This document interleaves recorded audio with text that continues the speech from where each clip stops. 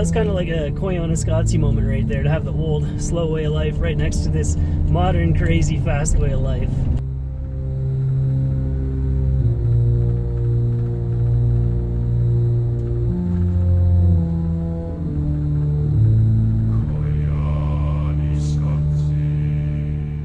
Alright, so I'm just passing through the town of Marysville, headed up into the Tushar Mountains. Once again, just west of town.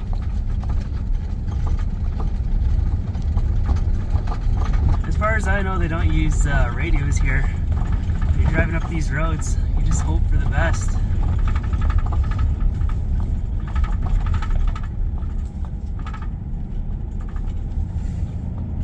This is starting to get a little hairy. I just need to find a pull-off where I can camp, spend the night, then I'll hike from here.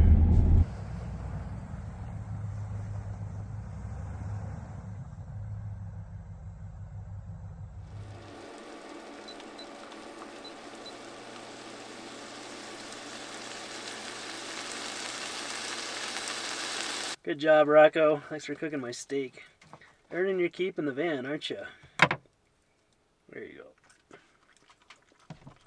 One of these days I need to put together a Rocco exposed video. I think a lot of people believe she's just a kind and gentle, calm little doggy, but she totally lives up to the reputation of Jack Russell Terriers being complete lunatics.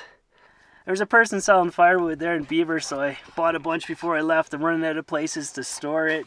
When I pulled up, I was hoping it would be nice hardwood, but I guess that's a rare find in these parts, so still burning the pine. Rocco came from a horse ranch in southern Alberta, and her parents were hard-working farm dogs, and I feel like I made the right choice for a sturdy, energetic little dog to bring up in the mountains with me. She's just so incredibly tough, and being able to carry her is also really critical.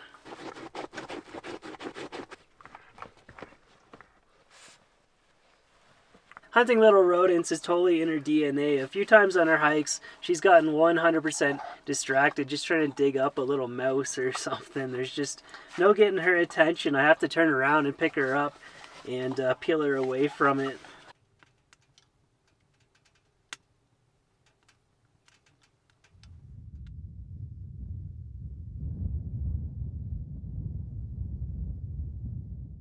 It's only -5 out this morning. Maybe that cold snap has finally passed, and I'm at a fairly high elevation. I'm sitting just under 9,000 feet right now, and the sky is perfectly clear. It's going to be a really beautiful day, and I'm set up for a really nice hike.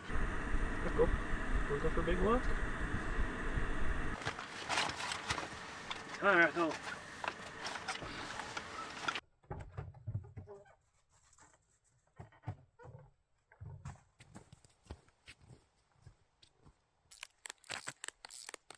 I almost left my snowshoes at the van. I'm glad I reconsidered last minute. Looks like I'm in for a long trudge over to Mount Belknap. It's a little agitating to think that in the summer you can basically drive right up to the mountain, but doing it in winter condition, I think it just notches up the beauty a little bit.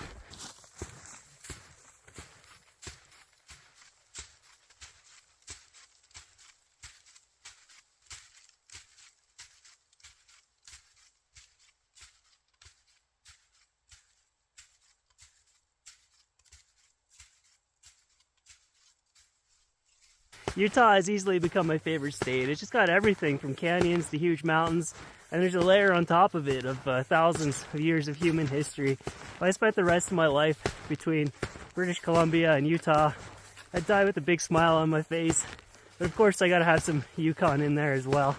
So that's Mount Belknap right there. I will try to hike up through there across the saddle and to the summit. It's the next couple hours of my life, and I'm already 2.5 into this. I'm amazed no one's been out snowmobiling on this beautiful Thanksgiving weekend. It would have made my life a whole lot easier with the pack down trail.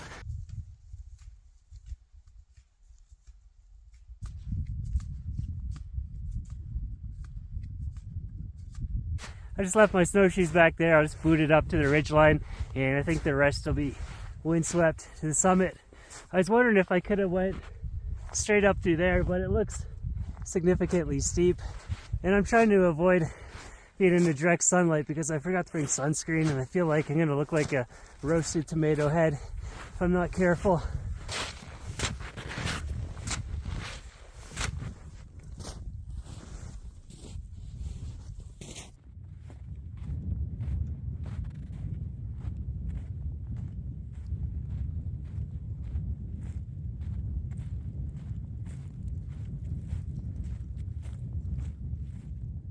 This mountain is kind of a monster to get up when you have to walk to it in the snow. It's been a grueling day in comparison to if you did this in the summer. Drive right up to it. The United States, if we build crazy roads absolutely everywhere.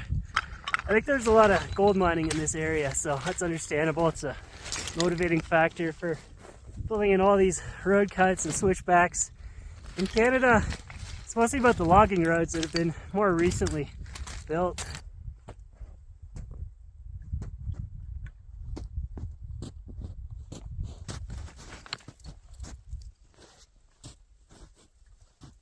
Rocco the little weasel out here crushing 12,000 foot peaks.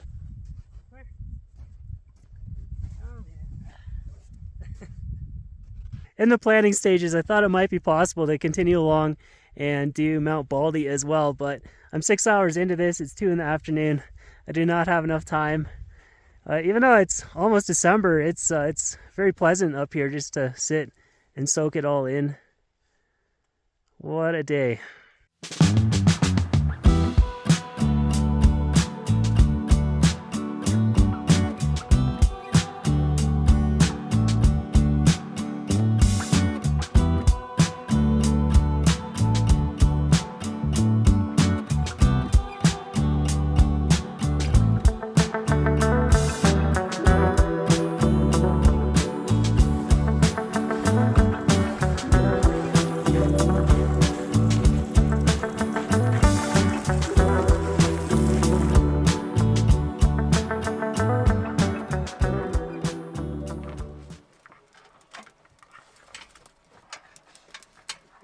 It's just never enough, is it, Rocco?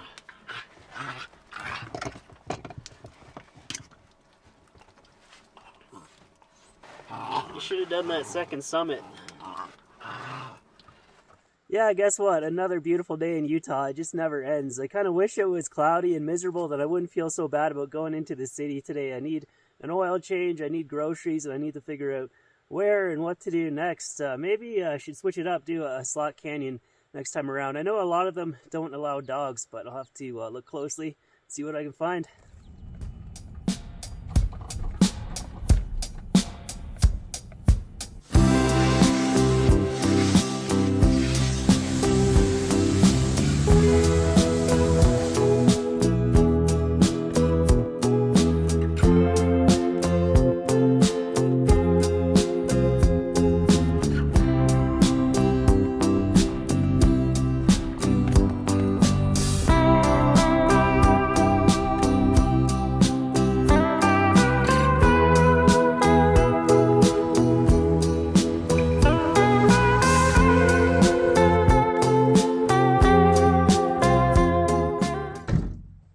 So I drove down to Mount Carmel and I'm checking out this Merwin Canyon area today.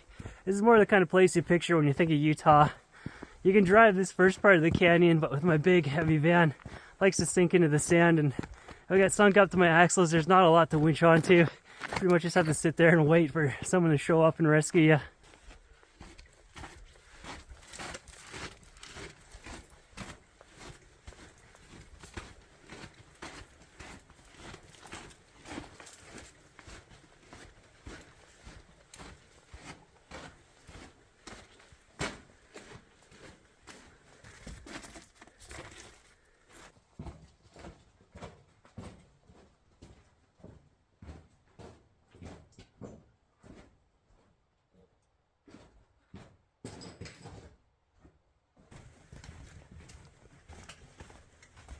That looks like the highlight of the left fork of the Merwin Canyon, so we'll go back and check out the right fork.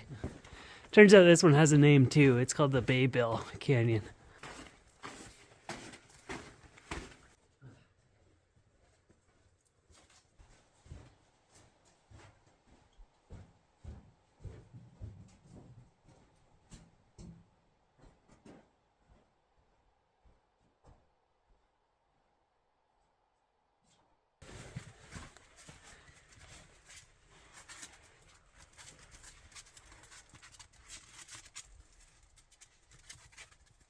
Looks like I've reached the end of this one as well. Another nice little slot canyon.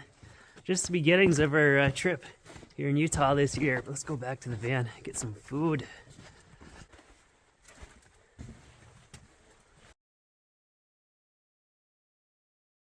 Tonight, everything is covered in sand. I can feel a layer on my bed, on my pillow. Probably gonna eat a good spoonful of it in my soup. You just become one with it. So I got some ground beef.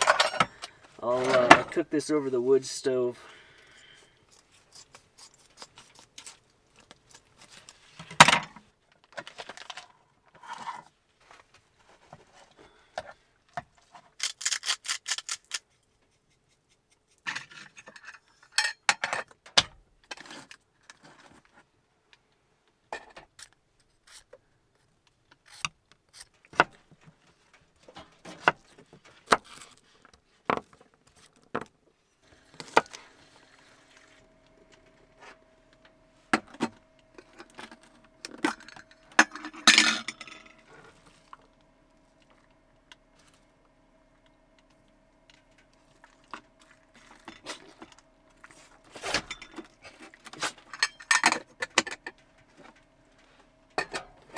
Might as well get this part going too. It's gonna take a while to cook these potatoes.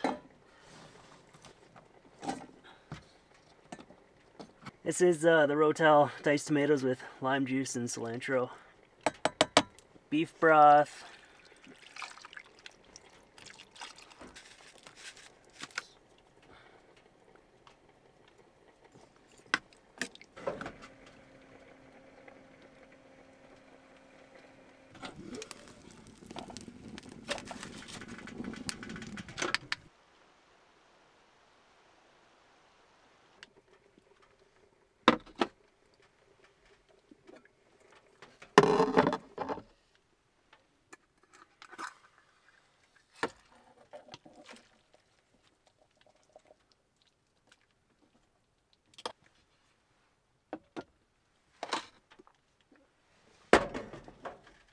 So now I sit and wait for my dinner to cook. I finished this book last night. It was a good read. It's about this game that exists where people are out looking for clues in the surroundings and one thing leads to another. I didn't quite understand the ending, how it all worked. It kind of left me scratching my head, but I enjoyed it and I recommend it. It reminded me of this documentary video that I saw on a channel called Let Me Know, where there was actually this real game, but I think it was mostly on the internet where people were cracking riddles and problems and one thing would lead to another. But it was really secretive. I don't think they ever figured out what happened to the winner, if there was actually a winner. But if you go to his channel, I think he only makes like one video a year, so you should be able to find it pretty easily. It's called Cicada 2021 or something like that. But yeah, if you're just out there clicking through videos tonight and you can't find anything good to watch, I recommend that one. It's something that you'll watch start to finish, maybe even twice.